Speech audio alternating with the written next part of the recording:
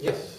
Actually, it's interesting to see how many of the different pieces that have been performed today all tied together in their own way. I mean, we have mass and we have hiding within the internet. It's one of the pieces. We have a lot of threads that are going even from our first piece, and I don't think. And then we have the desolation of getting lost and almost being, in effect, swallowed by sand. So I don't think clearly you all didn't collaborate together to do it, but there's an overriding spot, and parts of it sounded very much like Tom Lira, as you were hearing pieces of it. So it was a lot of fun. So it was very enjoyable and certainly spoke to a great deal of truth. Oh, thank you. There's a great tradition of musical humor too in the Walden, the JCC Walden crowd too. I was wondering if you knew David Zasloff, or maybe. Oh yes, absolutely. Yeah. Okay. Yeah, no, I remember he used to sometimes perform with his father. They had these amazing musical jokes that would just go on, and then one would outdo the other. You could tell they must have rehearsed it at home, and then one would try to spring a surprise to see how the other one would behave, and then the other would have something ready for the surprise. And yeah, in fact, I'd like to go out to San Francisco to see one of his performances. It's still going on today. Still going on today, is that right? Right, yeah. Wow, that's great to hear. I think you need a band, man. Thank you. I don't know what you know with the instrumentation, but I think you should put together a band. And I'm assuming that this is not the only piece that you have like this. Right, I've done some others. Well, I've done even a couple here for some of the other forums. I've written one a whaling song about. Listen to a lot of songs about these people that go whaling and their wives are nervous that their husbands might not come home. So this is one fellow that wants to go whaling, but his wife wants him to stay home and cook and clean. So, when I had the idea for this a few months ago, and I kept trying to write, I wrote a piece and I didn't like it, and I wrote another one and I didn't completely like it, and somehow this came a little bit farther. So, yeah, I think you're right. A lot of times I think about different instruments and how they could go together and do a lot more than I can do with just my voice and piano. So, do you have any feeling about finding the balance between being preachy and being artistic? Well, that's a good point too, because I loved it, by the way, and I didn't think it was preachy. Thank you. But do you understand what I mean? There's a struggle sometimes when you write it. It's like, do you go through that, or do you have any? No, that's true, because I often wonder, am I trying, people are going to think I'm trying to send a message, or I'm just trying to say something that I think that people can relate to. Because in this case I thought, boy, I really haven't heard any music that deals with this with such a common topic. I would think a lot of people would be able to relate to it. And sometimes when I'm writing, I will take some idea and then I'll sort of keep rewriting and sort of disguising the autobiographical part of it and make it more universal. And this one I decided to do that for the chorus, but the rest of it I kind of left alone, because I think it sounded, at least I felt it sounded stronger by actually keeping real people in the, so. Yes, Abby.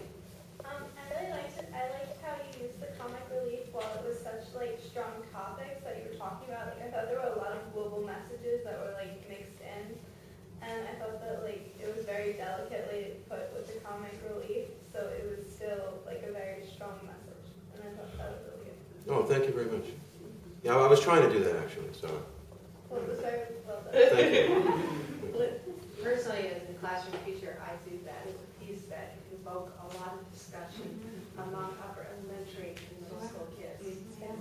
Oh, yeah. Just to get the conversation started, I think if you have a strong, just going there and getting kids to critically listen, but also to discuss. Yeah, I think that's part of the perspective, because I think some people, if you grow up with the internet, then you don't know anything else. But I remember when my dad said that someone at work had a calculator where you could punch in the buttons and multiply numbers, and I thought he was making it up. And I kept teasing him to bring it home, and he wouldn't, because other people wanted to borrow it, and I thought he was still making it up until So. Yes, Jefferson. I'm glad someone over here brought up Tom Lehrer, because I was immediately with mind of that style. But I have to say, I love Tom Lehrer's music. I grew up with it. It's so cynical. Yeah, no, And there's never any, it's like laugh at the bitterness of hopelessness, I mean, really, really well done. I felt like some of his pieces aren't, to be fair, but that's a I feel Most like of he gives them a are. pretty heavy dose of cynicism, and I mean, I felt like this text, especially, and the atmosphere created with the music, really kept it from becoming cynical, but there was still an irony. Right. And you were pointing us to ourselves and saying, look at what we've become, but that there was a lot of hope for a different way to relate to people. So I appreciate that, because as much as I love Tom Lehrer, it's nice to get an alternative from a song about a different way to be. Well, it's interesting you mentioned Tom Lehrer, because my very first day of 12th grade chemistry class, the chemistry teacher brought in Tom Lehrer album. And she said, we're not going to do any chemistry today, we're just going to listen to Tom Lehrer. And that was really my introduction to someone writing that kind of music, and I listened to every single song just, you know, and actually what the teacher was doing, she told me later, was to see who was really paying attention. But because it was such a thrill for me to hear that kind of music, I was really, you know, intently focusing on all the words and how he put the music to the lyrics. And so it's interesting that... Yeah, and I mean, just as musicians too, like, I felt, it particularly spoke to me because we've been in the recording age for so long that it's almost like now the recording age has become the information age, and our lives are recording, not just our music. And I just, obviously it's an issue that's very meaningful to me. This probably dates me, but I was thinking both Tom Lehrer and Alan Sherman. Yes, Does that's it the Romana. And I love the chorus. Oh, thank you. And it's so catchy, and it's so timely, you know, given the movie came out, Social Network, last year. You know, you should publish it. Oh, thank you. I was going to say you should put it on YouTube. It will be. Ironic. It will be. It's already there. No, I think a lot of people would agree with you. And what I found interesting is that I'm on a ton of social networks, and I'm always emailing.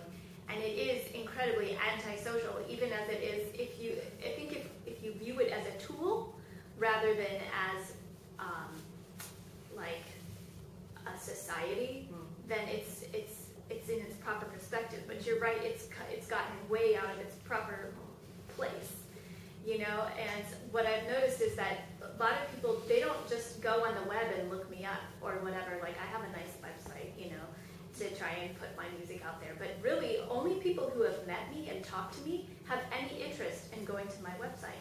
And so it really kind of all comes down to the personal, you know, vibrations of other human beings, you know, as opposed to just, you know, because randomly, honestly, I don't go to concerts that random people invite me to on Facebook. I go to concerts that my friends are involved in. So, you know, it's a really, I think it's just a matter of, you know, I like what you said because it encourages people to put it in its proper place.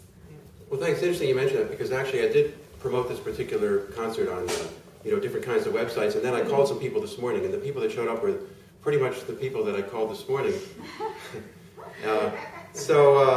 You know, and also another interesting thing about that I read, that there's in the Twitter building, where the actual Twitter headquarters are located, that people try to rent offices in that building just so they can actually run into the Twitter executives in the hallway or while they're getting coffee. And so here they have this worldwide network, but they actually want to be physically in the same building.